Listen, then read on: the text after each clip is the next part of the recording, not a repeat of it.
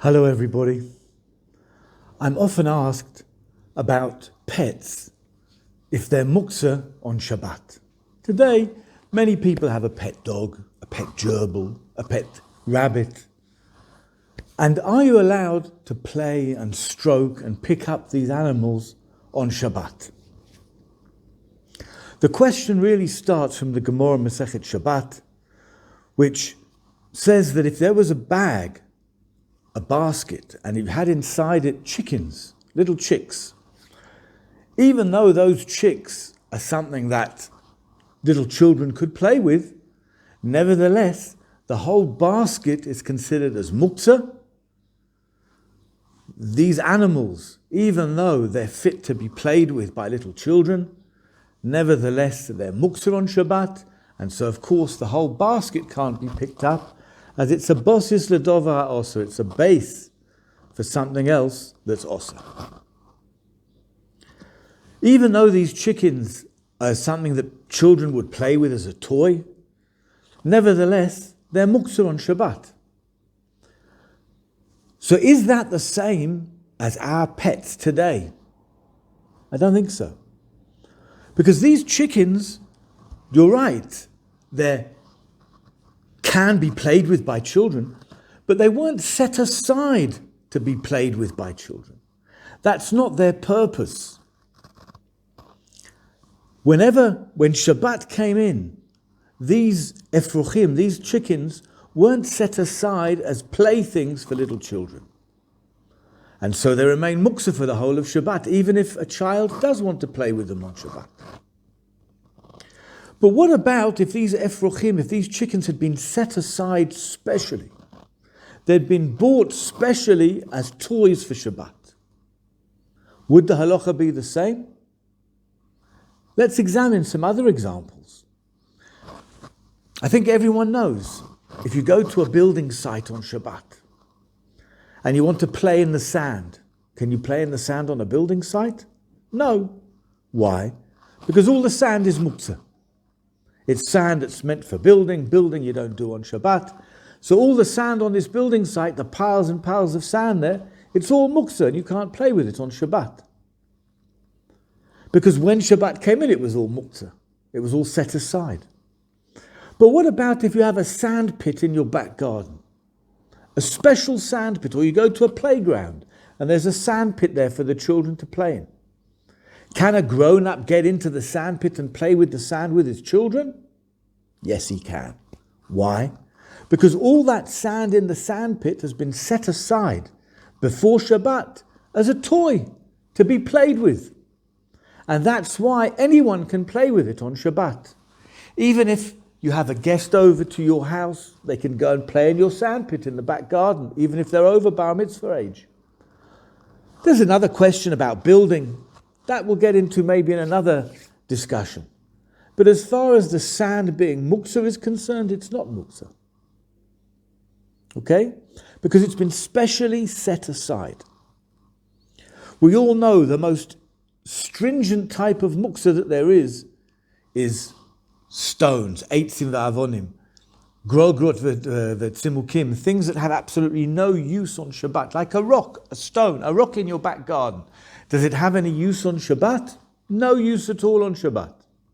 So it's completely Muktzeh, and that's one of the highest forms of Muktzeh that there is. But what would happen if you decided to take a big stone from your back garden and use it as a door stopper? Or you don't have a nutcracker and you want to bring that stone in and put it on your table so that all the guests can use it to break their nuts with. Is that allowed on Shabbat? So once Shabbat has come in, you can't go out there and take a rock and say this is now going to be what we're going to use as either as a door stopper or to crack nuts at the table. But if before Shabbat you were to designate a particular rock, that this rock is now a door stopper for me, then that's fine. You're allowed to do that. This rock is going to be a nutcracker at my Shabbos table. That's fine. You're allowed to do that because it's been designated for a particular use that's allowed on Shabbat. The same thing with your pet. A pet dog, a pet rabbit, today is for playing with. It's a toy to stroke, to play with, to pick up.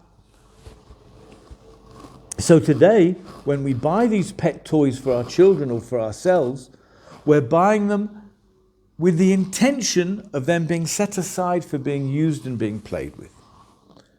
And that is why a pet dog, a pet rabbit, is not Muktzeh on Shabbat. And you'd be able to pick it up and play with it. If you had a guard dog, that would be Muktzeh on Shabbat, because it's not for playing with. But if you have a pet dog in the house, that lives with you in the house, that it's for playing with, so that wouldn't be Muktzeh on Shabbat.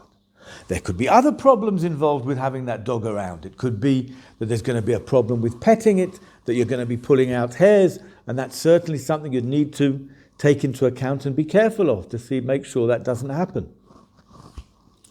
But as far as being able to hold, cuddle, and pet that pet toy, there wouldn't be any problem. I remember one of the first classes I ever gave to a group of young girls. There was a group of young girls that were visiting Israel, and I was giving them a shiur on Muktzeh. And one of them asked me, is a cuddly toy Muktzeh on Shabbat? So my immediate answer was, of course it is. I mean, what use do you have for a cuddly toy on Shabbat? And suddenly I saw everyone in the room's faces fell. And then I said, hang on a sec. How many of you have a cuddly toy? And they sheepishly, one by one, put their hands up. It turned out that everyone had a cuddly toy. I said, I have to rethink this. And I said, if everyone's got a cuddly toy, and that's what you sleep with, then that cuddly toy isn't Muktzeh. Because it's set aside especially to be played with and to be cuddled. And of course, so therefore, it wouldn't be Muktzeh. Because that's the rule with Muktzeh.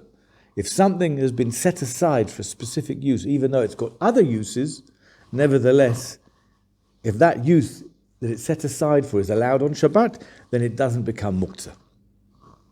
I remember we used to have a Rebbe that used to give us shiurim on Shabbat when I was in England much younger. And in those days there weren't smartphones, but it was just coming out that people would have these pocket computers that were address books and also a watch. But mainly they were for addresses, for keeping your addresses in.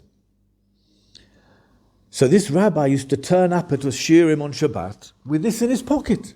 And he used to take it out and put it on the table and use it as a watch, so he knew when to finish the shiur, how much time he had left. And we all used to ask each other, and we eventually plucked up the courage to ask him, what are you doing? How can you have this on Shabbat? This is Muktzeh, it's an address book. And he says, no, on Shabbat, I set it aside as a watch. It's just a clock. Seeing as it's designated by me just for this one use, which is a use that's allowed on Shabbat, so that's why the clock, this small pocket computer, isn't Muktzeh for me on Shabbat. With our smartphones today, there's different problems. You just need to touch them and move them and they light up and start turning themselves on. That's a separate problem. We wouldn't be able to do that today with most of our smartphones. And also if you have a smart watch, that also, the one that I have, if you just flick your wrists over, it lights up. So that would always be a problem on Shabbat.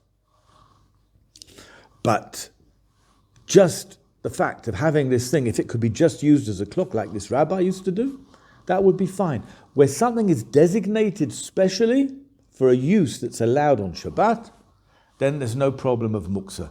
And that's the reason why our pets are not Muktzeh, not only for their owners, but for anyone else who wants to come over and play. There's no difference between them and me in an age where so many people today have pets.